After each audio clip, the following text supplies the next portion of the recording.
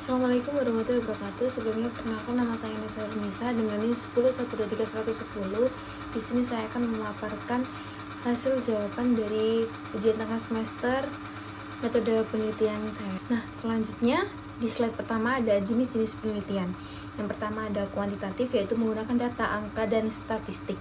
Nah, dari penelitian kuantitatif ini tuh maksudnya yaitu penelitian yang menggunakan data berupa angka dan dianalisis dengan metode statistik untuk menguji hubungan pengaruh atau perbedaan antar variabel.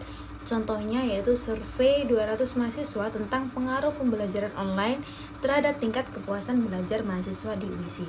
Lalu yang kedua ada penelitian kualitatif, yaitu menggunakan data deskriptif atau gambar, kata, ataupun makna. Nah, maksudnya ini tuh penelitian yang bertujuan untuk memahami suatu fenomena secara mendalam melalui pengumpulan sebuah data berupa kata-kata, pengalaman, pendapat, dan perilaku. Contohnya ada di wawancara mendalam dengan 10 UMKM tentang analisis kendala digitalisasi pada UMKM di Kabupaten Gresik. Lalu yang ketiga ada mix metode, yaitu menggabungkan antara jenis dua penelitian yaitu kuantitatif dan kualitatif. Nah, di mix metode ini itu dalam suatu penelitian agar hasil yang diperoleh itu lebih jelas dan lengkap. Nah, bertujuannya untuk mengetahui berapa besar suatu fenomena terjadi serta juga memahami mengapa dan bagaimana fenomena tersebut itu bisa terjadi.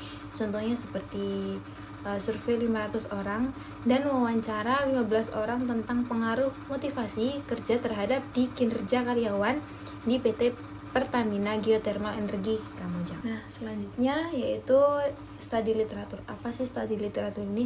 Nah, studi literatur ini kegiatan mengkaji dan menganalisis teori, konsep, serta hasil penelitian sebelumnya yang relevan dari berbagai sumber, contohnya seperti buku, jurnal, ataupun artikel ilmiah untuk membangun sebuah landasan teori penelitian baru. Nah, kenapa perlu dilakukan? Karena untuk memahami penelitian yang sudah ada, sehingga peneliti ini itu tidak mengulang penelitian yang sama.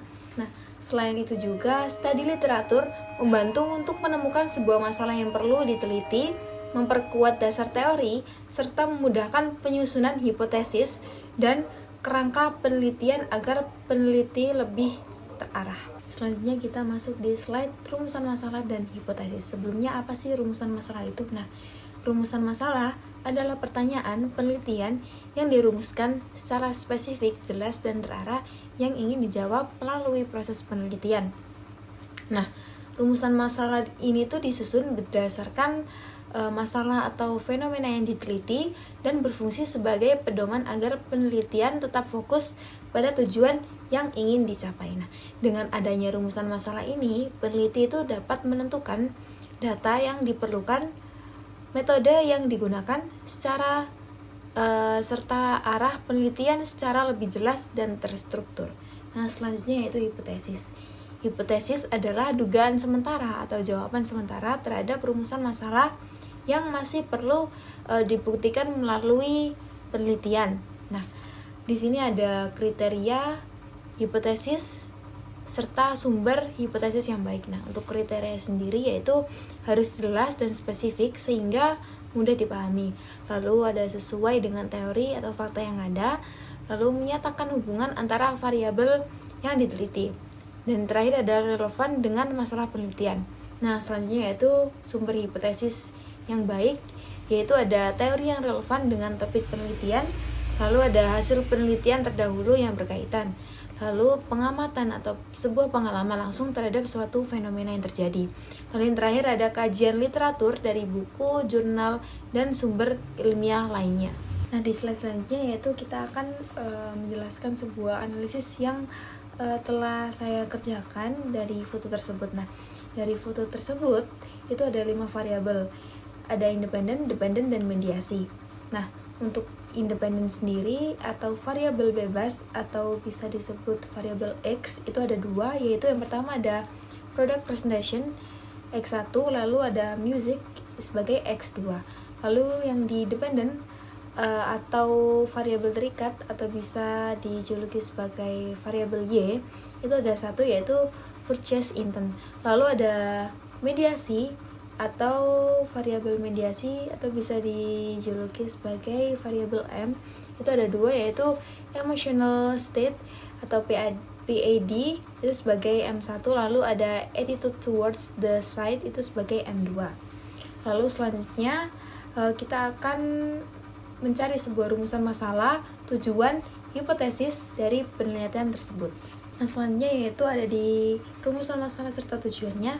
Nah, untuk rumusan masalahnya terdapat 5 rumusan masalah. Yang pertama yaitu apakah product presentation berpengaruh terhadap emotional states atau PID konsumen. Lalu yang kedua ada apakah music berpengaruh terhadap emotional states atau PID konsumen. Lalu yang ketiga, apakah emotional states berpengaruh terhadap attitude towards the site. Lalu yang keempat ada apakah emotional states berpengaruh terhadap purchase intent. Lalu yang terakhir, apakah attitude towards the site berpengaruh terhadap purchase intent. Lalu untuk tujuannya juga ada 5. Yang pertama ada menganalisis pengaruh product presentation terhadap emotional states atau PID. Lalu yang kedua ada menganalisis pengaruh music terhadap emotional states atau PID. Nah, untuk yang ketiga, menganalisis pengaruh emotional states PID terhadap attitude towards the site. Lalu yang keempat ada menganalisis pengaruh emotional states atau PID terhadap purchase intent. Lalu yang terakhir, yang kelima, yaitu menganalisis pengaruh attitude towards the site terhadap purchase intent. Selanjutnya yaitu ada hipotesis, yang dimana hipotesisnya itu ada 5 hipotesis. Hipotesis yang pertama yaitu product presentation itu berpengaruh positif terhadap emotional states atau PID. Nah, untuk hipotesis yang kedua yaitu music berpengaruh positif terhadap emotional states atau PID. Lalu untuk hipotesis yang ketiga, emotional states atau PID itu berpengaruh positif terhadap attitude towards the site. Lalu untuk hipotesis yang keempat yaitu emotional states atau PID berpengaruh positif terhadap purchase intent. Lalu yang terakhir, hipotesis kelima yaitu attitude towards the site berpengaruh positif terhadap purchase intent.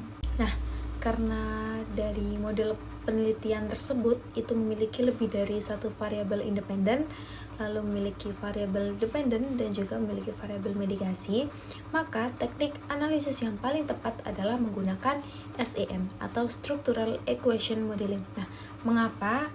Karena penelitian tersebut itu memiliki banyak variabel yang saling berhubungan, lalu terdapat variabel mediasi serta memiliki jalur pengaruh langsung dan tidak langsung. Nah, dengan menggunakan teknik structural equation modeling ini seluruh hubungan dalam model dapat diuji secara bersamaan sehingga hasil analisis itu menjadi lebih lengkap, akurat, dan sesuai dengan kerangka penelitian yang dibuat. Itu saja presentasi dari saya. Jika ada kurangnya atau salah kata, mohon maaf. Terima kasih. Assalamualaikum warahmatullahi wabarakatuh.